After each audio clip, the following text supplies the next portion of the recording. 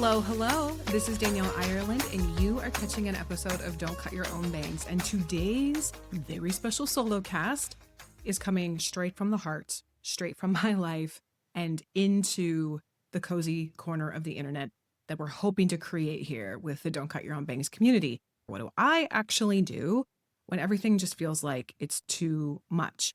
There are a lot of conversations around stress management and self-care in theory, but what I want to talk about today is what do I actually do when when the shit hits the fan, when struggles just feel intense, when it all just feels like it's all tumbling down at the same time, when your nervous system is activated, when your brain is spiraling, when your chest feels tight, when your stomach drops, and you still have to be a person in the world, because that is really where the rubber meets the road. When everything falls apart, and it's not falling apart so much, you're still functioning enough to meet the demands of your day, and it's just really fucking hard. What do you actually do? And this is, or rather, what do I actually do? This is what I want to talk about today. Because the reality isn't there are so many days. And I, of course, I am an advocate of self-care. I'm an advocate of boundaries. I'm an advocate of stepping away and taking breaks when you need them. And there are also days, this is a self-guided journey, this is a choose your own adventure. There are some days where opting out maybe isn't an option, or you have to show up when it's hard or maybe uncomfortable. How do you get through it in a way that actually is in service of you and potentially in service of the people around you? And I had one of those days yesterday, which is what inspired this episode. And what I was able to access in real time and then through reflection felt so appropriate and I think in so many ways universal to what the clients I work with and my friends, the people in my life and community experience too. So I'm going to try to kind of dually blend talking about myself and then talking about the content. So I'm going to try my best to not distance myself from my own process by talking about what a person would do. I'm going to use myself as the example and also try to extrapolate where this can be more generalized or can be more specifically applied to you. So bear with me as I probably shift from speaking in the first person to the third person to the you to the me, but it's all coming from, I think, a really good place, and it's important for us to explore together because the best things in life are shared. Yesterday, to give you a brief bullet of all the different factors so that I don't get too caught up in the story. I had still have a dog, 14 years old. Her name is Emma. If you've been listening to the podcast for a while, she sometimes is an accidental guest co-host on the show. Found out while I was on a Disney cruise that she had a growth on her hip and got an appointment with her Monday to get it checked out. And then she was signed up for surgery on Tuesday. And that brought up a lot of feelings that I wasn't ready to sit with. I also had terrible, terrible sleep. I have had an ongoing off and on challenge battle with my relationship with sleep. I'm 41. Everything I'm reading and pretty much every conversation online says that this could be perimenopause. So I've had a health journey, a wellness journey, a supplement journey, trying to get a good grip on that. And that particular night, I felt like I was right back to square one. It was like I had made no progress and I just had terrible, fitful sleep. I would wake up and then I couldn't fall back asleep. And then I had to be up at 5:30 to get my dog to the vet and also help get my kids out the door for my husband to take them to school so that I could get the dog to the vet for her surgery. It was just crunchy. I was exhausted. It's emotionally charged.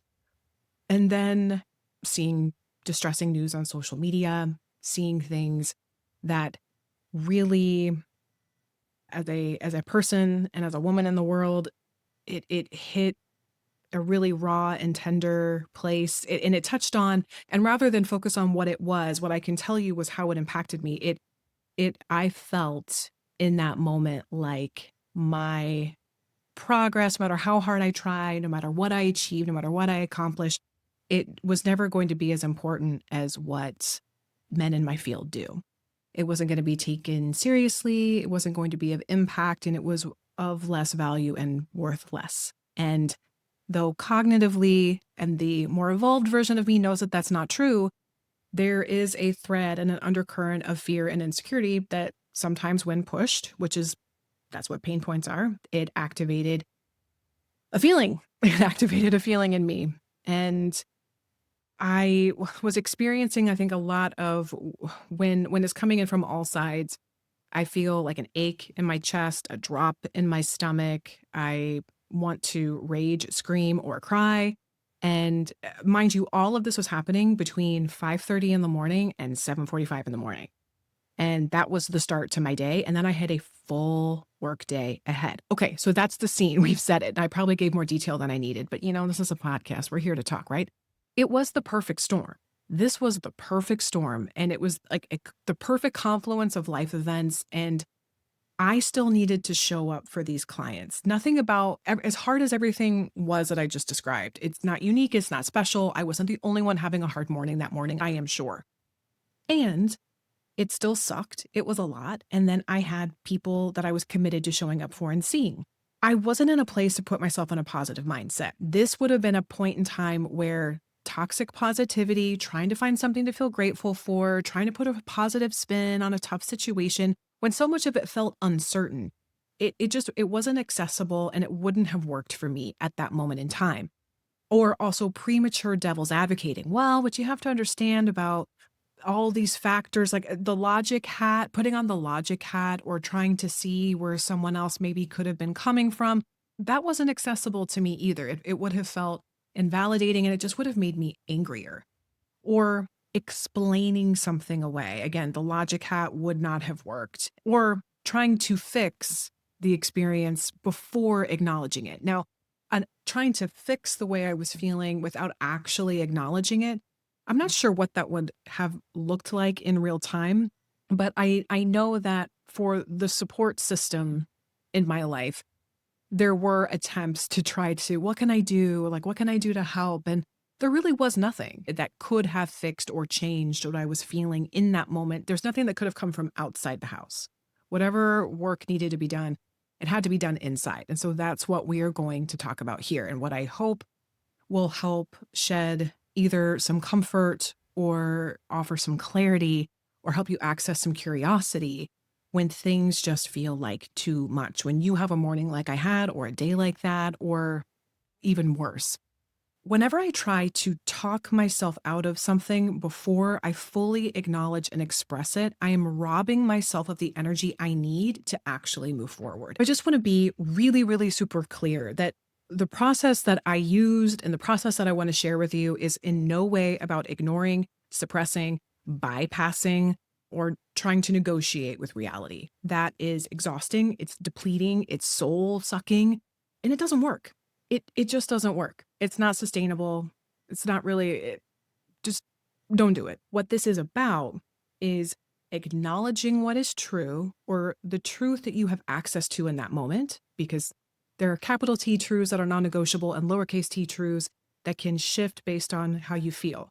And there's a quote that I'm going to reference again, but it makes sense in this context that when you change the way you look at things, the things you look at change.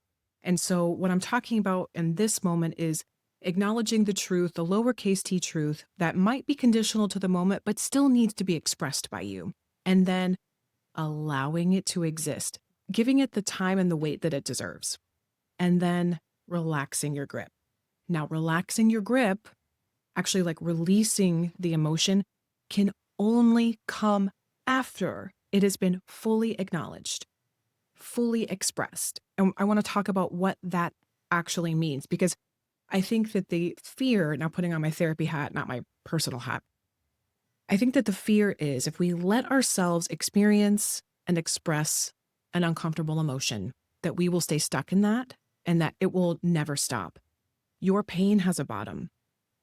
Your pain has a bottom and your story has an end. An emotion in and of itself has a shelf life of approximately 17 seconds.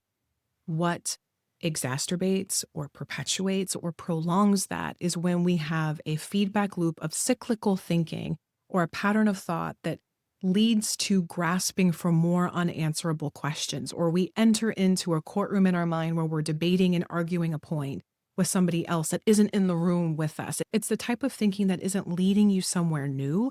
It's leading you to more similar thinking, and it's going to drag you down. And that's a really hard habit to catch, to be aware of, to bring presence to, or to break.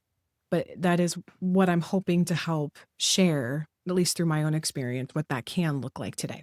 This is where a meditation that I actually used this, could be a tool to help you access some of this for yourself.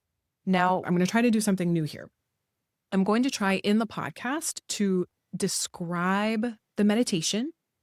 And if you have experience with meditation, or if this lights something up in you and you want to just take the description and take it and make it your own, you can. But what I'm not going to do is do the meditation in the podcast, because if you are like me, you're listening in the car or you're listening in places where you're doing two things at once. So what I'm going to try to do is explain the meditation, and then I will try in a separate place to actually make the meditation for you to access. So this is called, I call it my bridge meditation. And I set the scene where I'm in like a grassy field, and then there's a river and there's a bridge. And the important part for what you need to know is you need to get to the bridge over the body of water. Now, how that looks, the color, the flora, the fauna, you can make that as personal as you want. Once you're on the bridge and standing on the bridge, what you're going to notice is there's a large woven basket on the top railing of the bridge. And then there are several in various sizes, smooth river stones, river rocks. And again, it can be as big or as small as you want. Now, the process becomes each stone is representing a thought, a person, a challenge that is stuck in your mind. It's the debate with someone that keeps repeating, or the comment you can't let go of, or the facial expression that you aren't sure what it means. But if you let your feelings have a bottom, for me, I was able to get to a place where what my emotional body was telling me based on how I was feeling yesterday was, I'm not believed, I'm not safe, I'm alone, I'm not valuable, I'm not capable, I'm not worthy. And I know that sounds heavy-handed. That could be a really sad Sarah McLachlan song, but it was true. It was lowercase-t true to how I felt at the time. And it's a residual, like anything you clean, there's a little bit of residue. There's some residual that I'm still in process of healing, transmuting, transforming, and growing. And these life experiences, everything coming at once, brought these stories up for me, that I'm not safe, that I'm not heard, that I'm alone. And so based on, and it's very intuitive too, but I would pick up a stone, and that particular stone, that river rock, represented that statement and represented that story or represented that person. And I put it in the basket until I feel like I'm done. And once I feel like I'm done, I name the stone as I place it in the basket. And then I place both hands on the basket. Because again, I just want to reassure you, eventually, everything that needs to be put in the basket you will run out of things. For the purposes of this exercise, I've never let anybody through this that had stone after stone after stone and was never able to stop. But you'll know when you want to stop. Both hands on the basket, you push, and however hard you imagine yourself needing to push, these can be small stones, big stones, but you push them over the railing and they all fall into the water. And now the water is running over these stones. And then what you do, you turn around, you go to the other side of the bridge, and you just watch the water flow over these stones, these stories. And for me, the first part took about 5-ish minutes. And then for about 10 minutes, I just imagined this river flowing, because that's where I want to be. I want to be in the flow. I want to be in the energy of the flow. I want to move like water over and around challenges, bumps, stones, stories. I want to be able to move through life with ease.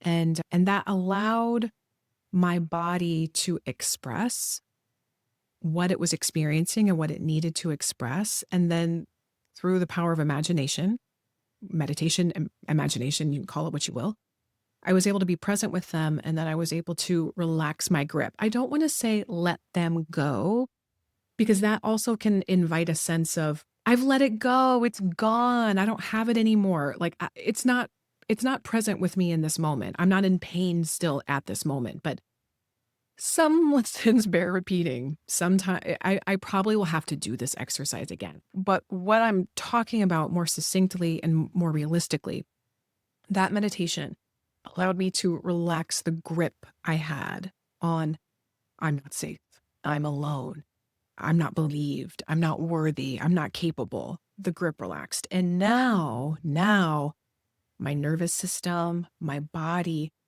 it's grounded and it feels safe enough to then explore the next part. Because again, the whole point of this, what do you do when it's all too much? What do you do when you're getting hit from all sides and you're still trying to show up for the responsibilities in your day? This won't sound like a very woo-sa, one with peace and love, but here's the next step. So after I relaxed my grip, I rage journaled.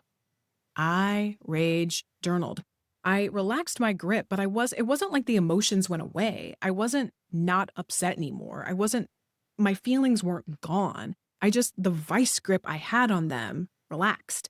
My body relaxed. And then the emotion that came to the surface that needed to be expressed was anger.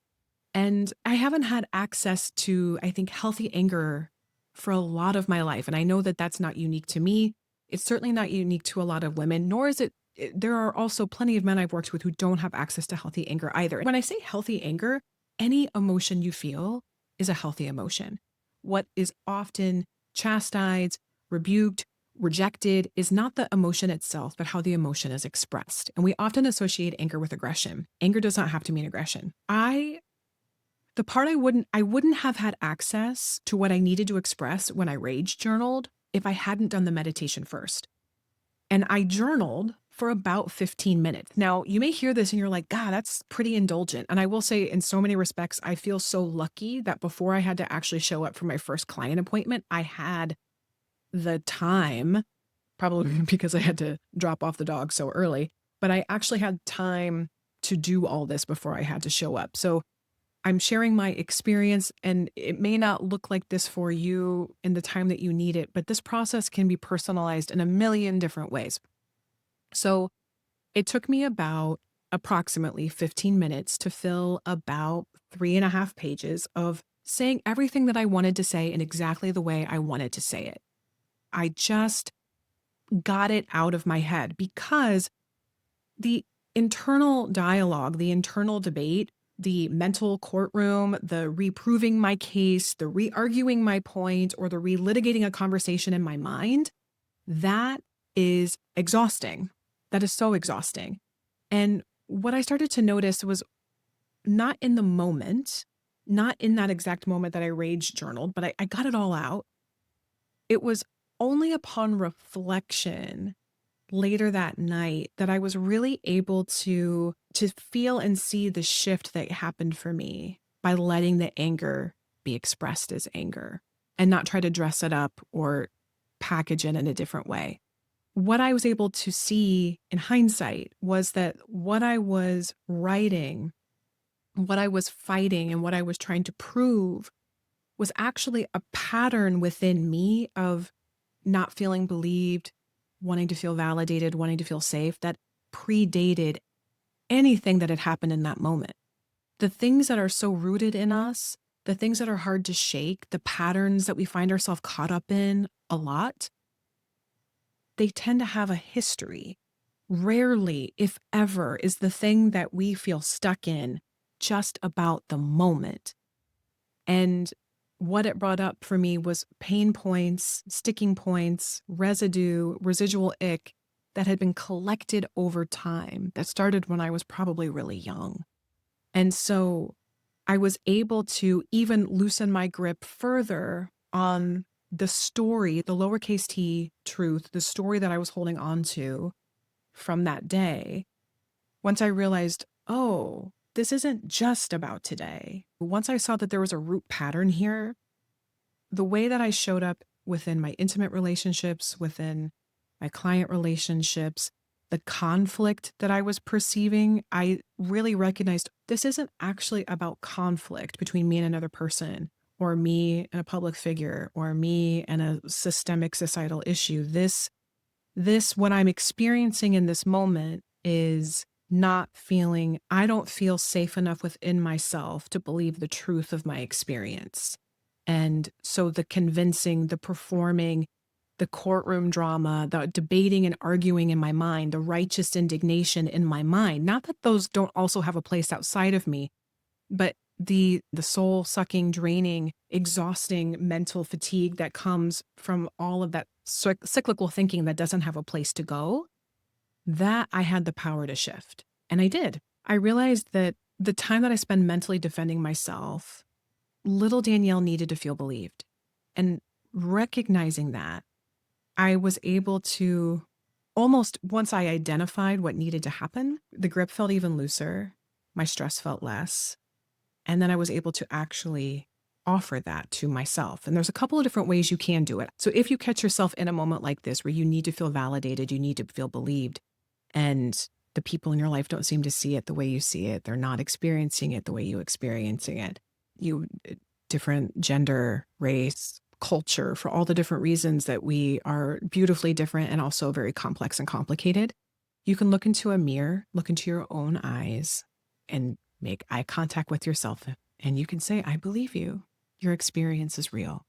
I see you. I'm with you. You're not alone. I'm here. I didn't in this particular case. There was something about recognizing what little me needed to hear and know. And in recognizing that, I felt like my need was met almost in that moment. But mirror work is just another extension, another spin I can want to offer that you can try as well. But just to take it a little bit further, the conclusion that I was able to get to is that if I'm not believed, I'm not safe. If I'm not believed, I'm not worthy. If I'm not believed, I'm not valid.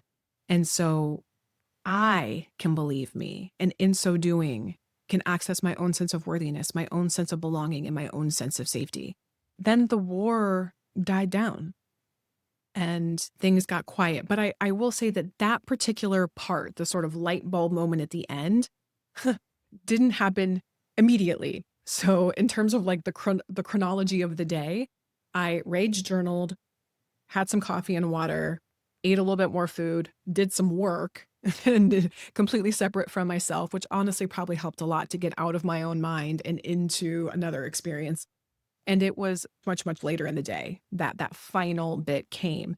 I was so, in a way that I don't think I've experienced as acutely or as in real time, I was so grateful to the process, to the work that I've been showing up for so long. Because I think that to me, as challenging as it was in terms of like the energetic toll that it took, I was proud of myself for being able to get there. And I offer that as an example because I do think, as somebody who sort of sits on my side of the conversation in the therapist chair, it's so easy to, I'll say cozy and comfortable to try to separate myself from the work that I want to put into the world. I am still very much in my own process. And I find too that as much as I would love a manual, as much as I would love someone to tell me what to do when I'm struggling, I also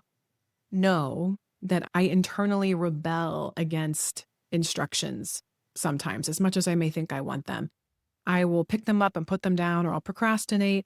But when I can see myself in someone else's experience, that ignites and invites inspiration for me. And then I'm able to apply it in my life in my own way.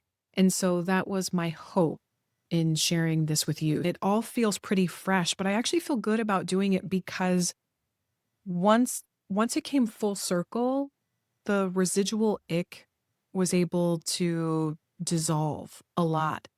And then the other thing that I wasn't planning on talking about, but I will add, I was able to take the insight from what I was experiencing and then have a conversation with someone about it. And that conversation would have absolutely been a criticism.